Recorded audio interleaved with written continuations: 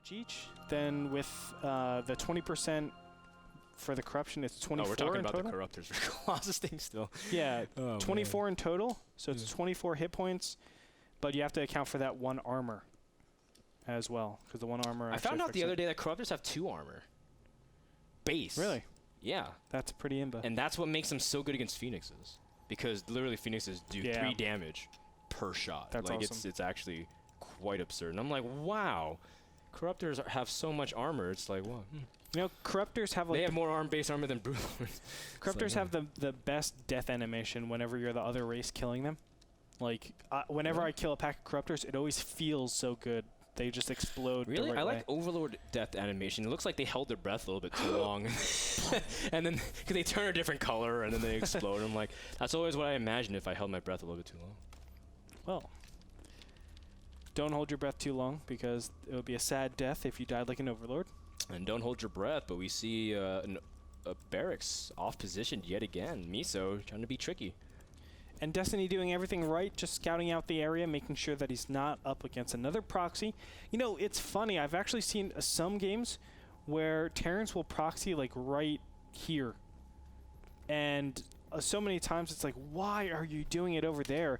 It's actually because no Zergs scout straight across. They always scout like in these proxy areas, but Destiny going to double back and just check yet again. I think this drone would have been better fit if he actually went over into the main and just said, is there a barracks there or no? Because think, if there's a command center already up, like, how much wasted time is this?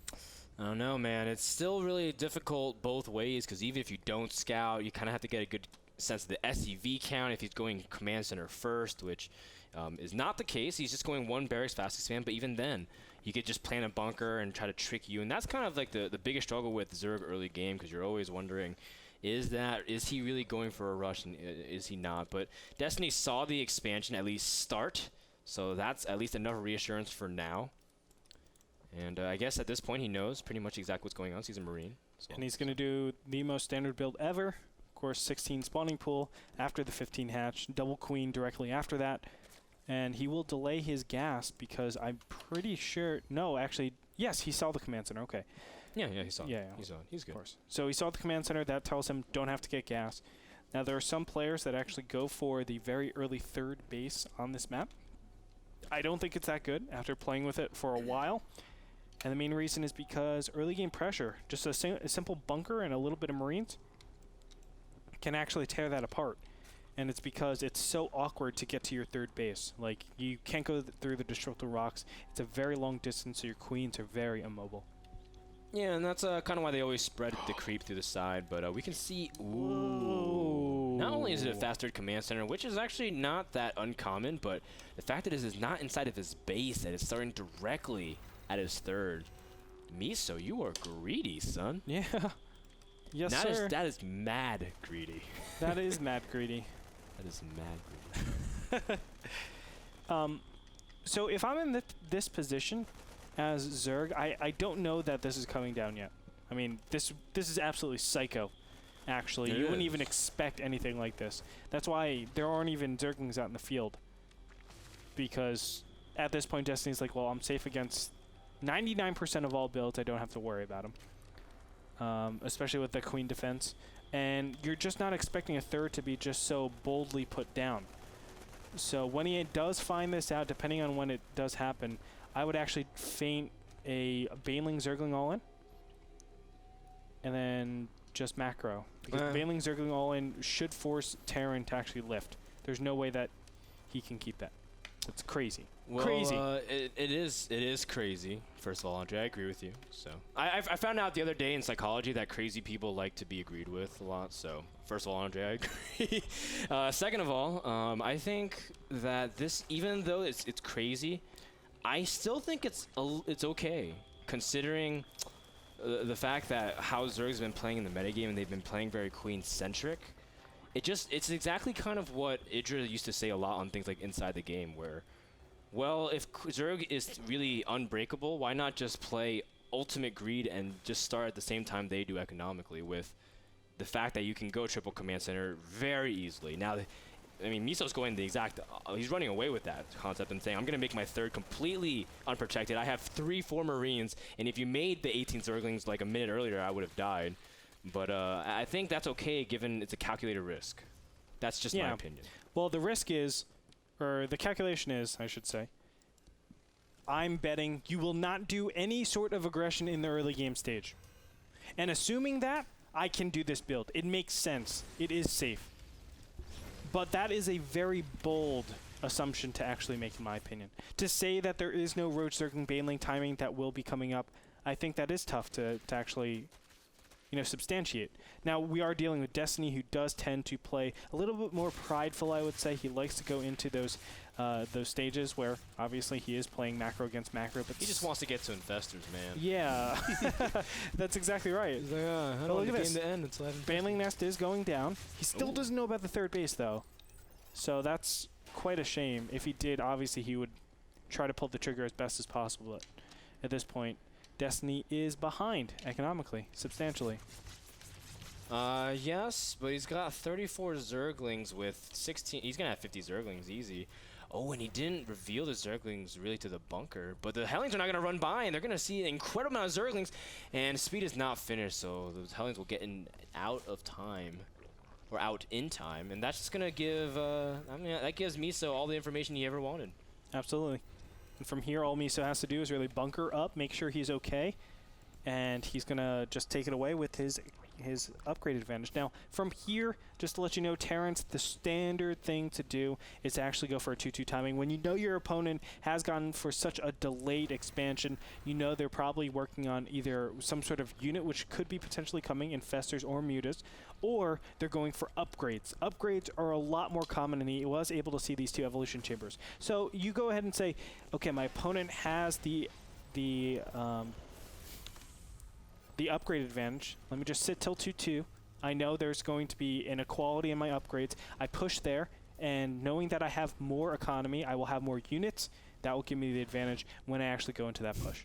It was just so funny, like, watching the 4 Hellions running there, like, deep into creep, and they walk up and see, like, 50 Zerglings, and the Zerglings are like, get him! And they don't have the metabolic boost. And then they're, like, running after them. The Hellions are just like, well, this is awkward.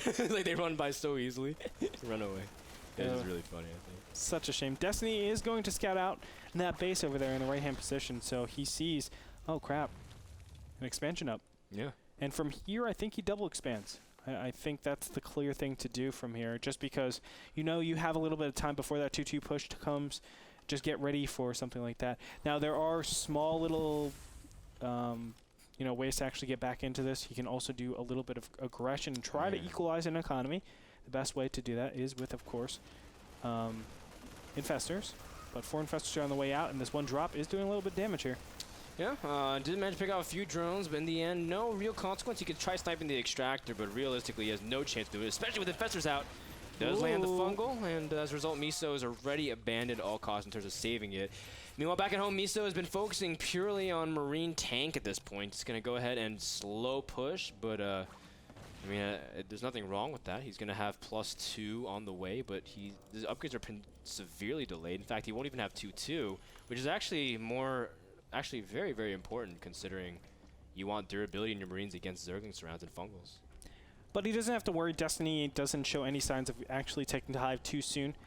In the bottom left-hand corner, we can see the 2 extractors are just now established. That means he can't properly utilize his hive tech if he chooses to actually go there because the gas count is just so short. But the fact of the matter is that wild card, that trump card, is going to be the Infestors. The Infestors have the ability to do so much damage. They also have the ability to do no damage at all.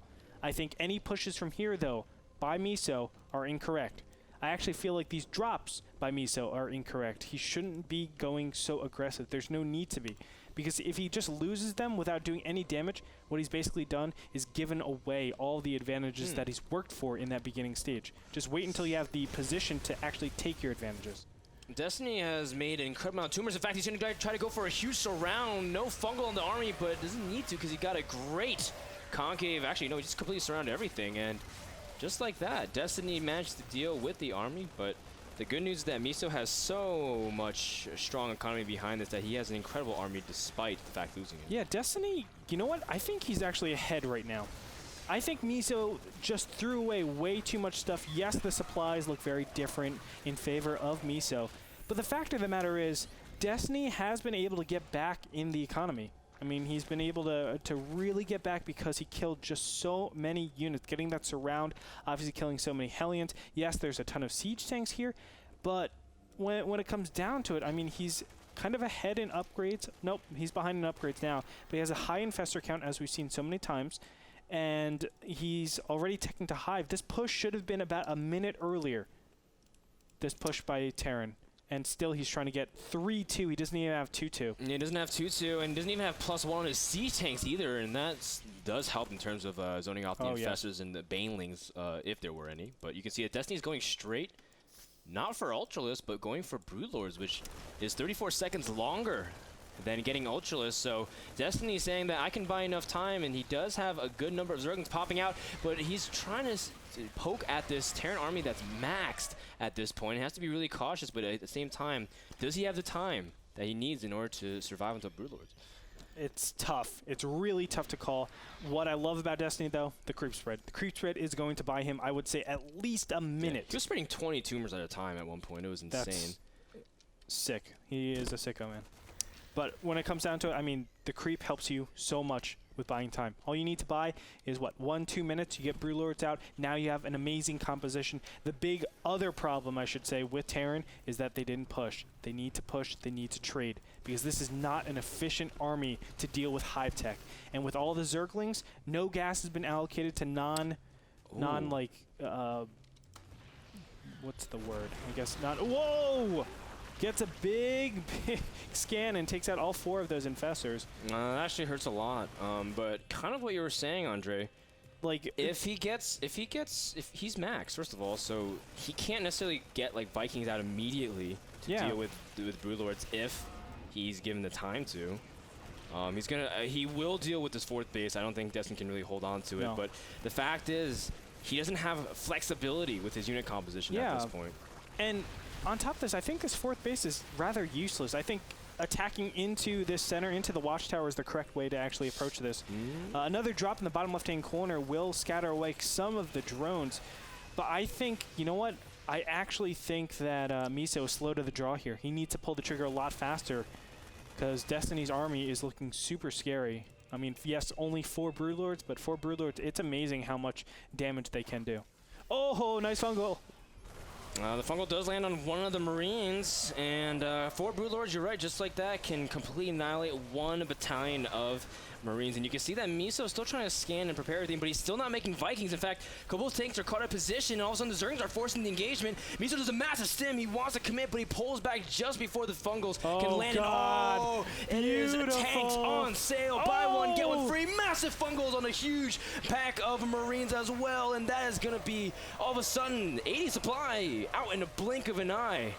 And that is the efficiency of of Broodlord Infestor when you do not trade your initial units. You're too Marine heavy. You're too light with that type of unit, and fungals are just so powerful. Not pulling the trigger is what really, really killed him. And now he's going to try to defend against this. I think there's no way he can actually stop this 4th base from going down. He's going to have to give this up and play 3 base against a 4 base Zerg now, who has taken the left-hand side. Destiny really outplaying his opponent by leaps and bounds, I would say, in this game. Patience is a virtue in this game for Destiny. Make sure not to engage without actually everything on his terms. He was able to shut down the drops appropriately, keep a relatively healthy drone count, never dipping below 60, even though he could go a little bit earlier. Oh, the Broodlord's caught out of position, though. Needs to get a good fungal, and he does, but he loses everything except for 1 Broodlord. But if there's 1 Broodlord, those Marines are still in trouble. Oh, yes. And the medevac count is dwindling at this point. There are no medevacs out in the field, I don't think. He's focusing everything on Viking production, too. Yeah. 1 medevac, that means your Marines are substantially weakened. So if there was some sort of ground switch, obviously, it would be fantastic. Zergling's going to come in here and do a little bit of damage. The main thing to focus on is the Marine count. He is limiting that. Well, I guess all the units. Siege tanks are actually pretty important to empower your Infestors as much as possible. But Broodlords will be remade over in this right-hand side. That's what he needs to do. Focus on that right-hand side. Make sure that goes down. If you kill that 4th base Destiny, you win the game. The thing is, Destiny's economy, his late game economy has finally caught up with him, so he can't really keep pumping out units the way and really overwhelm his opponent. In fact, now there's enough Vikings really to warrant the attack to kind of be stalled for now. And the Thors, even though they don't do too much damage to non-light units, the fact that they still kind of pepper the units enough to make it so that Broodlords don't want to stay in. So Destiny does back off for now as he's establishing more of his economy, but I mean, he just finished transferring to his 4th base. Until then, he was kind of on like 1/2 base income. So now I guess he's really established himself, but at the same time, he's given time for his opponent to kind of recover. That's true.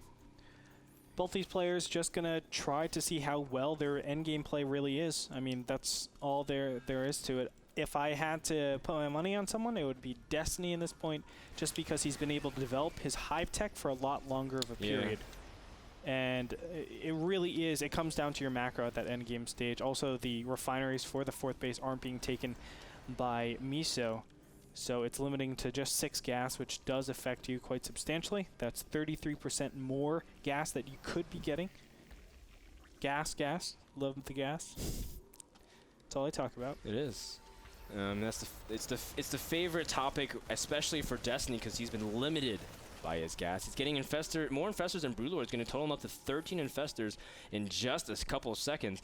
And with that knowledge, Destiny is still approaching an army that's really strong, even though he's been playing behind in supply this entire game. Now, he hasn't been able to break the 4th base, but if Terran loses his army again, it's going to be really difficult for him to recover. A massive stim. The Broodlords are out of position. Where are the Infestors for Fungals? Catches a couple of groups here, but he needs to be able to lash down everything so that the Broodlords will be free to attack. The Zergling's also getting a little bit over-anxious. Andre, the siege tank is very dangerous for the Infestors to approach.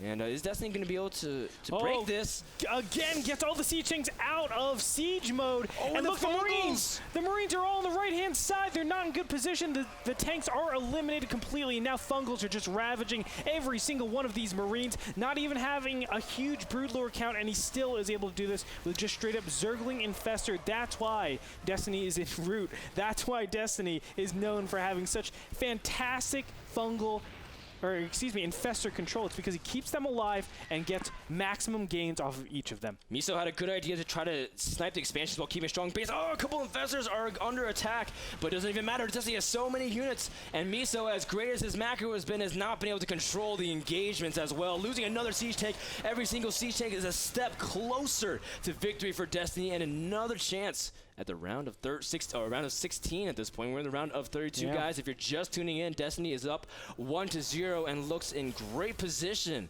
to secure a spot for the round of 16. Not a lot of mining bases left, and oh my gosh, Miso is not mining out of his gases that efficiently. Or at all. His natural only has 1 on each of them. His 3rd base has 1 on each of them, now finally remedying that problem. But it's affected him all game. Look at his gas count. It's dwindling. And if you look now at the upgrades, 2 armor for Zerg Carapace, 3 on the way. Oh, building armor started. All right, now Terran has a chance. And that is officially just kidding. That is officially the sign of the game has gone a little bit too long. But look at this. This is poor Command Center. He floated to the right, and there was no space for them there. Floated to the left, but there's an Overlord there. There's just this is the unwanted Command Center, Andre. TT.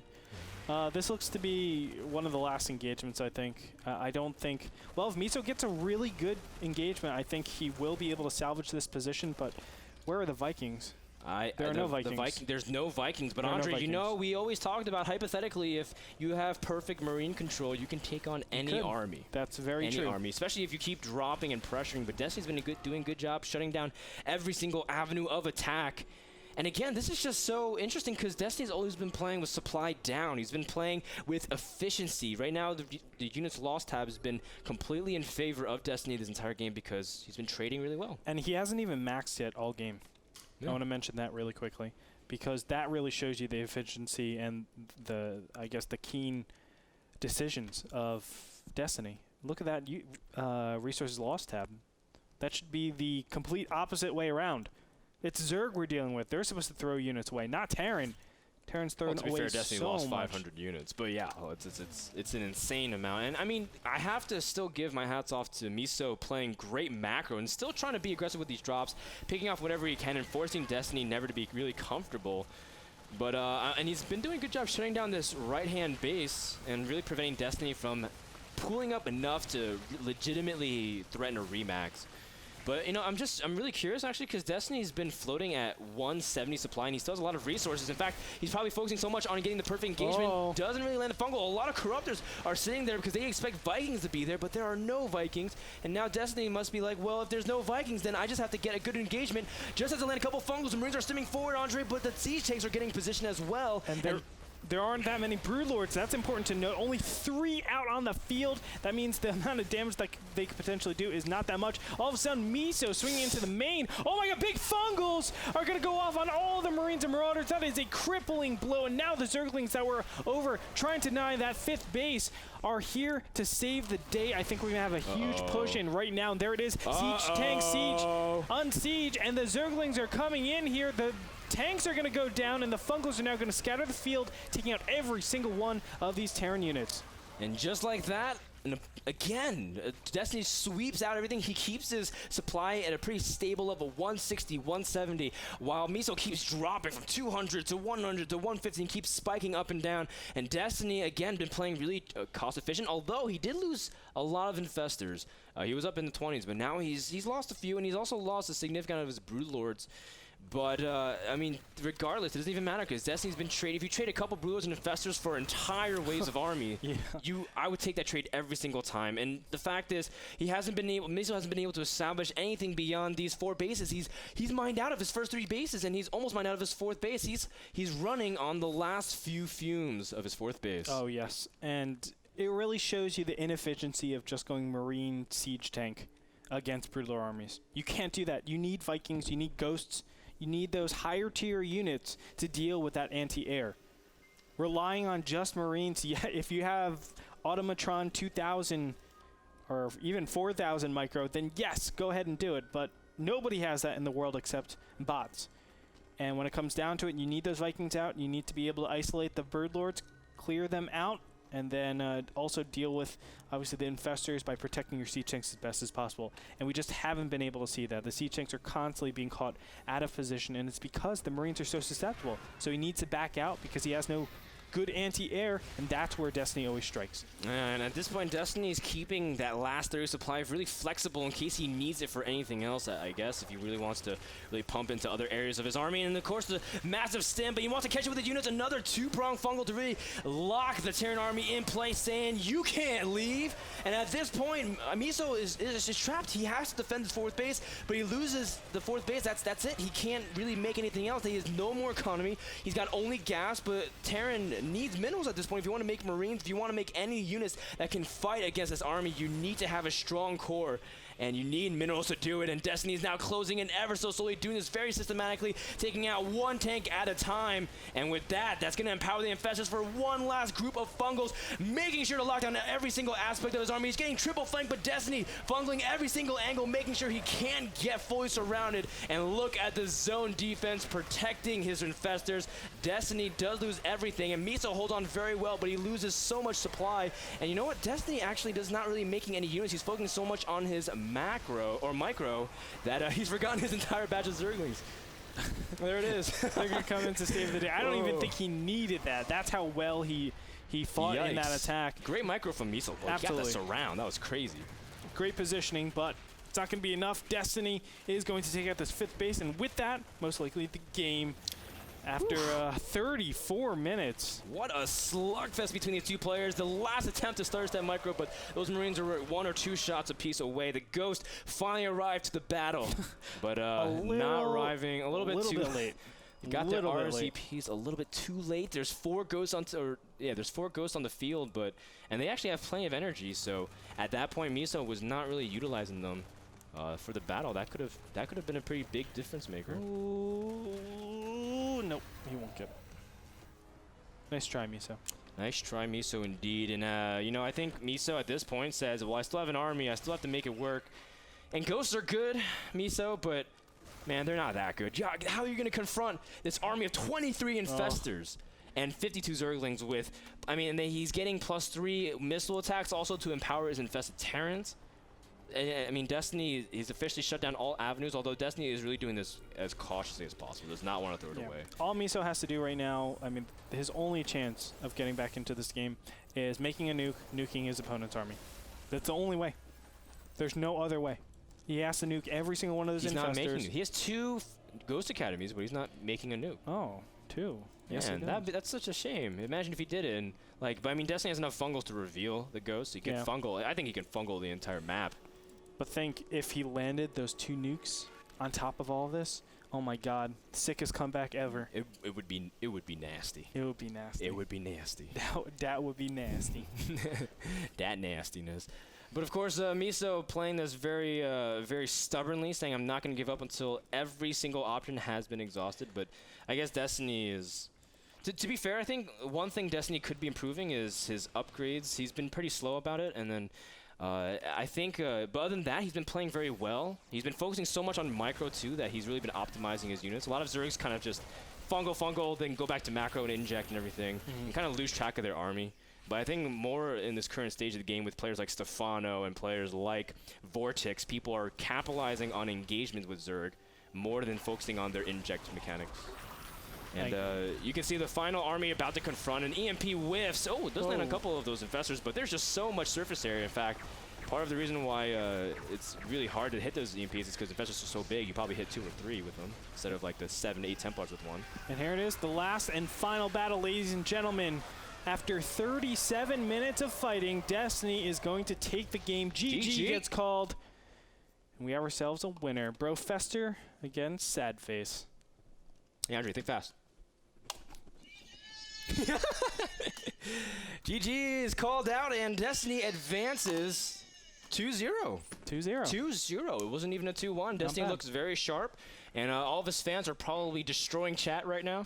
And I would be too if I was a fan of Destiny. He played superb. Absolutely. And just if you guys are just tuning in Control topped off the day with a 2-1 win over Druby. Top took out Glon 2-0, and Destiny just won 2-0 over Miso. We're going to go into our 4th and final match of today. After this break, who's it going to be, Frodan? It's going to be between Vines and Slavic, so don't go too far, guys. We'll wrap it up really nice with a great last match of the round of 16 for the NSQ number 2. Don't go anywhere. BRB.